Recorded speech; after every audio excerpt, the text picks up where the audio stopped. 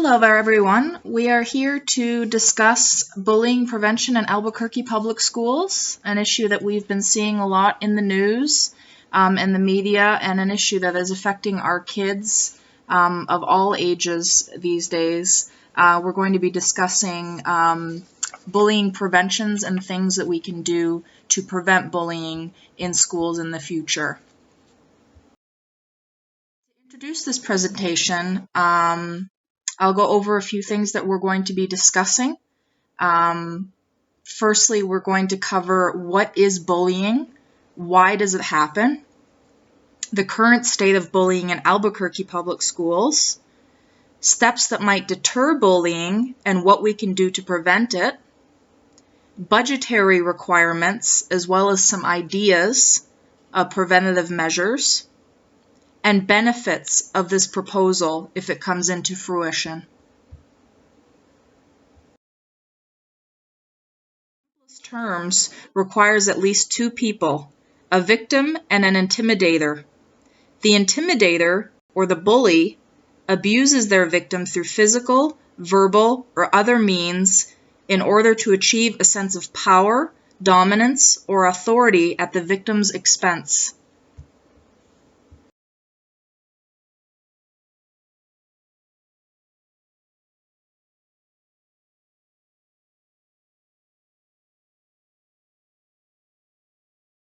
Why do we bully?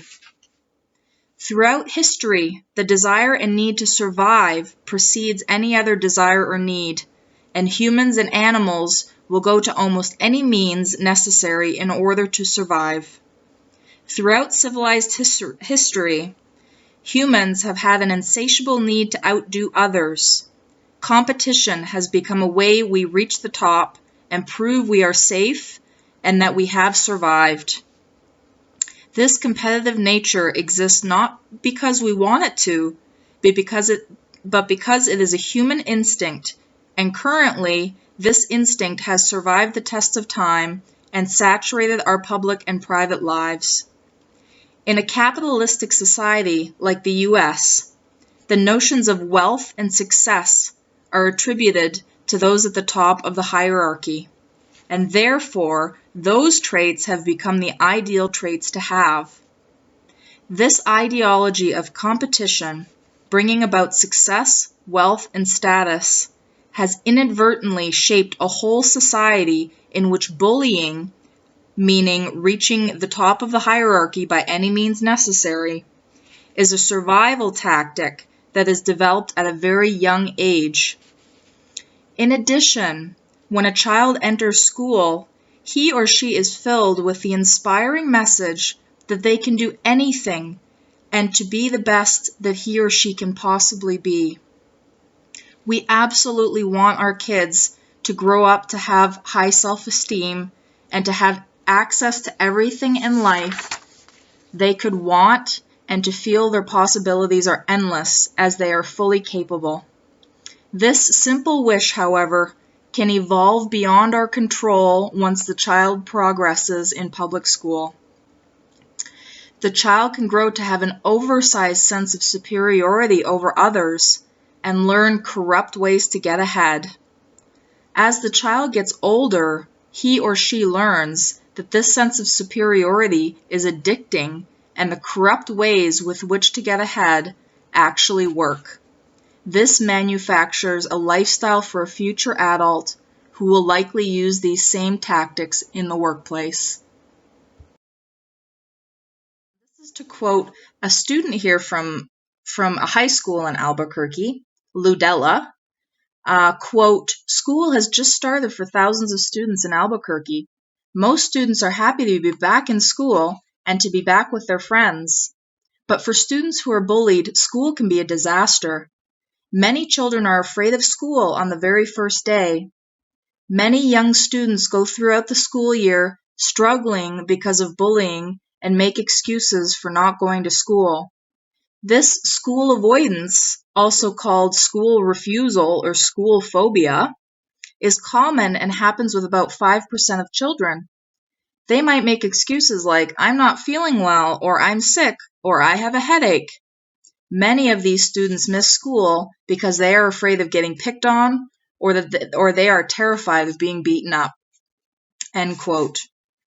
We're still seeing a jarring amount of cases of bullying in schools across the nation. Albuquerque is no different. As we can see in the figure in the slide, right here, cases of bullying in schools, of the middle school children experiencing bullying, an average of 25% of them only experience bullying on occasion. However, when you look at the other figures, more students are experiencing bullying daily than they are experiencing bullying at least once a month or at least once a week. This means that bullying is very widespread. A lot of students are experiencing it at least on occasion.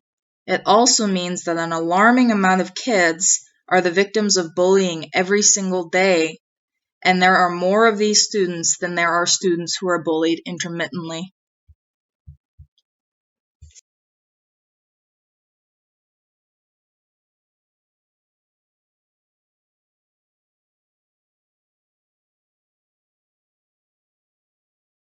Bullying for any reason is not okay. We fear the unknown. Bullying is more likely to occur due to a lack of understanding. If programs are in place to educate about diversity, bullying will likely be reduced.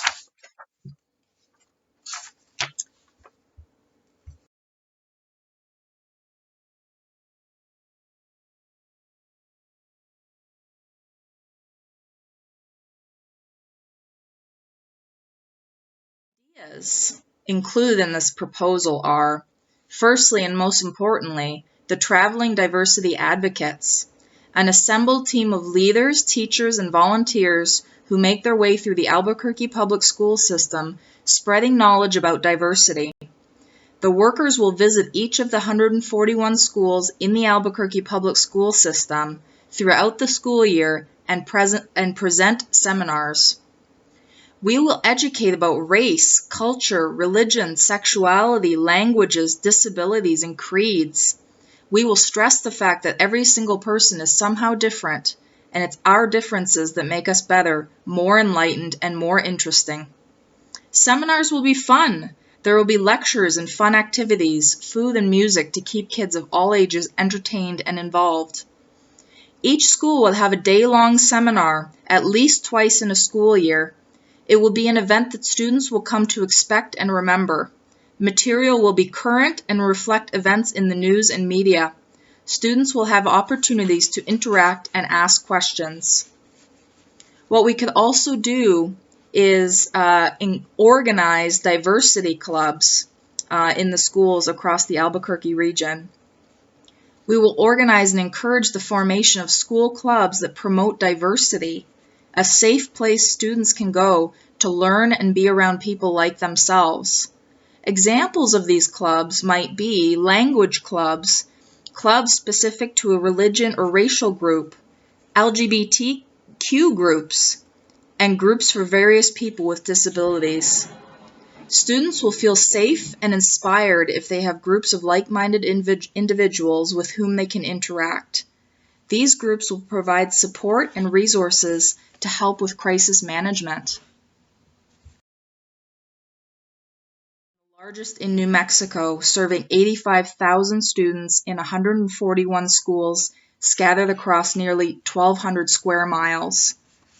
The Traveling Diversity Advocates team will consist of up to 20 members.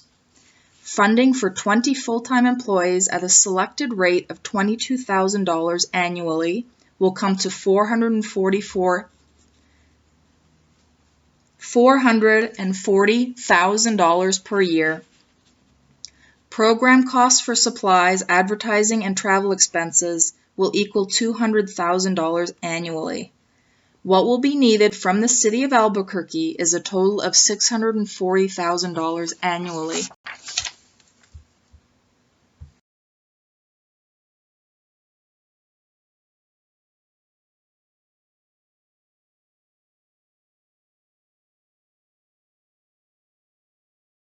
Benefits to having this program if funding is approved. With the traveling diversity advocates, every school in Albuquerque will have access to resources to teach children about diversity in order for them to learn to respect everyone's differences. Knowledge equals power. A child is more likely to stand up for another child if he or she feels empowered and empathetic towards them. If a child sees an instance of bullying, they will be equipped with the knowledge to do something. This includes the knowledge of how to report such instances to the appropriate authority. Teachers will be more knowledgeable in what to do in instances with bullying. Our young generation will be more open-minded and accepting of differences.